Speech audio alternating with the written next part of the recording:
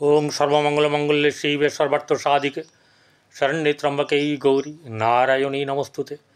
सृष्टिस्थिति विनाशानं शक्तिभूते सनातनी गुणाश्रय गुणमये नारायणी नमस्तुते। जय बड़ माয়ের জয়, জয় দেব মহাদেবী মহামায়ের জয়। প্রত্যেকের জীবন সুন্দর হোক, স্বাস্থ্য ভালো থাকুক এবং কর্মজীবন দাম্পত্য জীবন সকলেই সুখের এবং আনন্দের হোক, শ্রী শ্রী পদ্মাবতী মা এবং বড় মায়ের কাছে প্রার্থনা করি।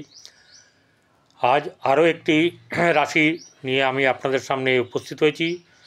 যে রাশির তৃতীয় অর্থাৎ পরাক্রম স্থানে বলতে পারেন ভাতৃস্থানে, সেখানে ছটা গ্রহের দৃষ্টি এবং সেই ছটা গ্রহের দৃষ্টি কিভাবে তার জীবনে প্রভাব ফেলবে। কথায় আছে একে রামে রক্ষে নেই সুগ্রীব দোসর। তাহলে একটি গ্রহ যদি দৃষ্টি দেয়, দেখুন কেতু বসে আছে তৃতীয়ভাবে, কিন্তু ওই কেতুর উপরে তো রাহুর দৃষ্টি থাকবে সর্বদা, এটা তো স্বাভাবিক ব্যাপার। কিন্তু তা সত্ত্বেও আরও গ্রহ সেখানে দৃষ্টি দিয়েছে। এই দৃষ্টি দেওয়ার ফলে ওই তৃতীয়ভাবে কতটা চাপ পড়বে বা চাপ বাড়বে এবং তার ফলস্বরূপ তার জীবনে কি দেখা যাবে সেগুলো নিয়ে আলোচনা করব এবং তৃতীয় ভাব থেকে কি দেখা যায় সেগুলো বলবো। তার প্রথমে আমরা তৃতীয় ভাবের উপরে যে প্রভাব পড়বে সেই তৃতীয় ভাবে কি বিচার করা হয়, কি দেখা হয় সেগুলো একটু বলে দিই।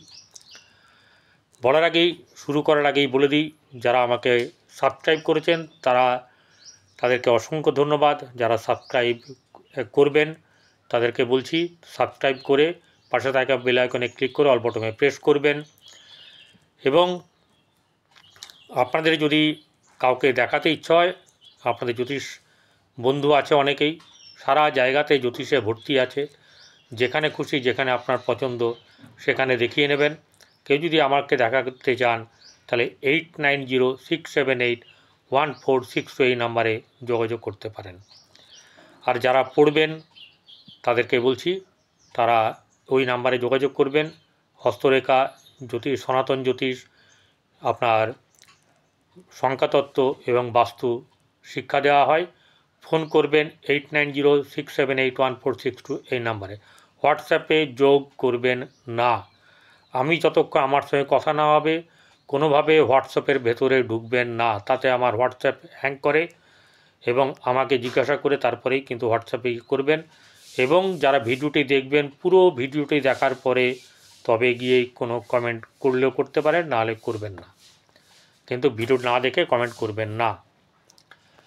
এই তৃতীয় ভাব আমাদের রাশির থেকে তৃতীয় ভাব, এই তৃতীয় ভাব থেকে ভাইয়ের মানে জ্যেষ্ঠ ও অনুজ ভ্রাতা বা ভগ্নীর বিচার করা হয়। এখানে স্থিতি, পরাক্রম, সাহস, কণ্ঠস্বর, দক্ষিণ কর্ণ, উত্তম ভূষণ, সর্বপ্রকার যন্ত্র, ধৈর্য, বল, বীর্য এবং আপনার ফলমূল বা ভোজন, অন্যমতে দাস, দাসী, উপদেশ, গমন, শিকার, পিতার মৃত্যু, নাটক, কর্ম, কলাকুশল, তারপর হচ্ছে পিতার মাতুল ও মাতুলানি, পিতার পিতৃদ্বয়, পত্নীর শ্যালক, এগুলো দক্ষিণ বাহু ইত্যাদি বিচার করা হয়। বিচার করা হয় হাতের লেখা, বিচার করা হয় ঘরের থেকে দূর অর্থাৎ বাড়ির থেকে দূরে। এবং আরও একটা বিচার হয়, যে বিচারটা আমি আপনাদের সামনে আজকে তুলে ধরছি, কোনো জায়গাতে পাবেন না। শিক্ষার যে ব্যাপার, সেই শিক্ষার প্রাথমিক যে ঘরে গৃহশিক্ষা হয় সেটাও কিন্তু এই ঘরের থেকে হয়, যেটা অ আ ক খ একে চন্দ্র, এইটা মা, ওটা বাবা, ওটা গাছ, এটা বিড়াল, এটা ম্যাও, ওটা কুকুর, ওটা গরু ইত্যাদি শেখানোর যে পর্ব সেটাই তৃতীয়ভাবে হয়। চতুর্থভাবে স্কুলে ভর্তি হয়।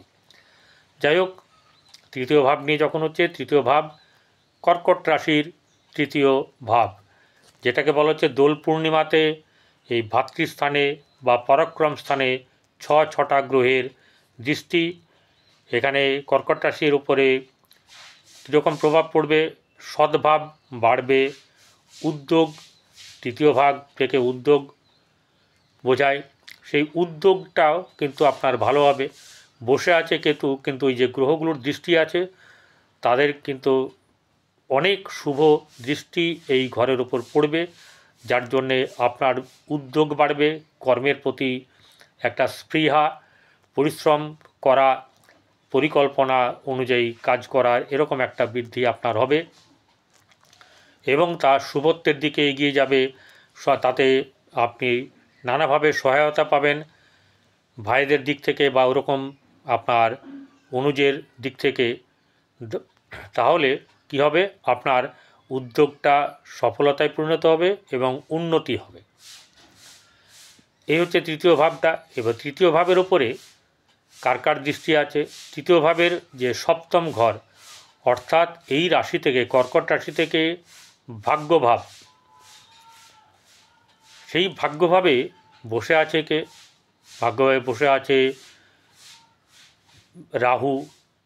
ভাগ্যভাবে 14 তারিখে চলে যাবে রবি দুপুরবেলা, এই সন্ধেবেলায় আপনার 6:51-তে সেখানে গিয়ে যোগদান করবে। বুধ আছে, বুধ ওখানে নিচস্থ, কিন্তু শুক্র উচ্চস্থ থাকার কারণের জন্যে বুধের নিচ ভঙ্গ রাজযোগের ফল পাবেন, ভাগ্যভাবে পাবেন।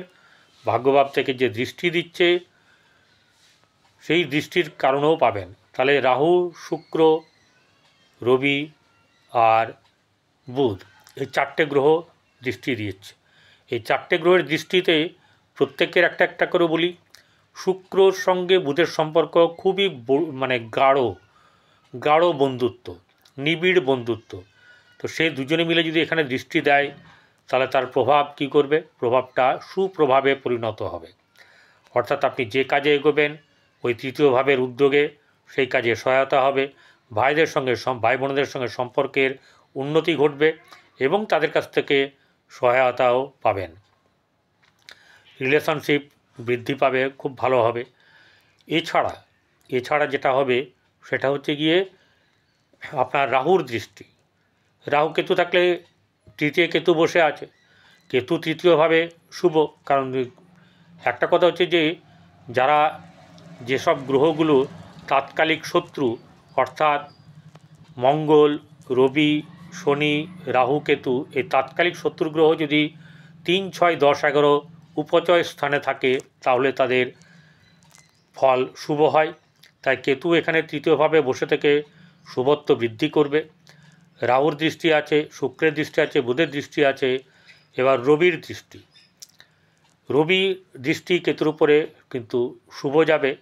রবির দৃষ্টি হবে তপ্ত কারক গ্রহ, তার দৃষ্টি কিন্তু একটু তপ্ত হবে।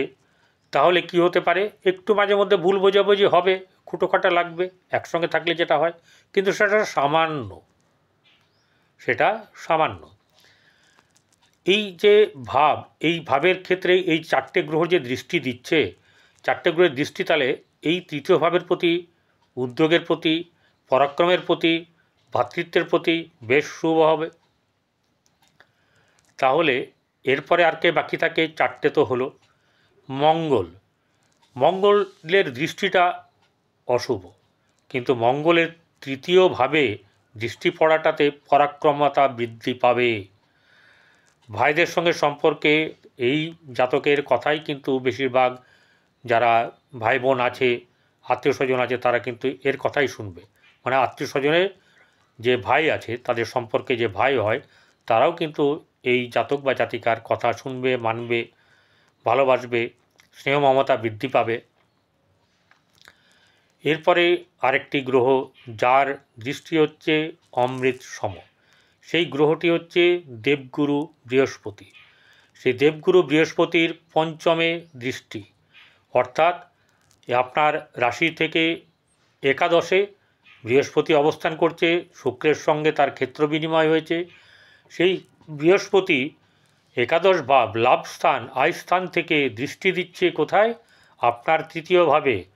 তাড়াতাড়ি এই অমৃতসম দৃষ্টি দেওয়ার কারণের জন্যে আপনাদের ভাইদের সঙ্গে সকলের সম্পর্ক খুব খুব ভালো হবে, ভুল বোঝাবুঝি দূর হবে এবং আগামী দিনে একসাথে চলার, একসাথে আপনাদের সিদ্ধান্ত নেওয়ার যে প্রক্রিয়া সেটা কিন্তু শুভ হবে।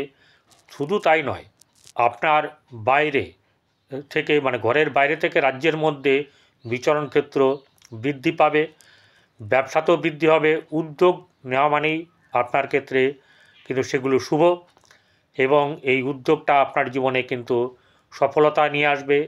আর যেটা হবে, এই সফল হওয়ার কারণের জন্যে আপনাকে কিন্তু কী করতে হবে, অলসতা ত্যাগ করতে হবে। কারোর কথা এমন কোনো মানুষের কথা শুনতে যাবেন না বা কাউকে বলতে যাবেন না যে আপনার কথা ফাঁস হয়ে যাবে।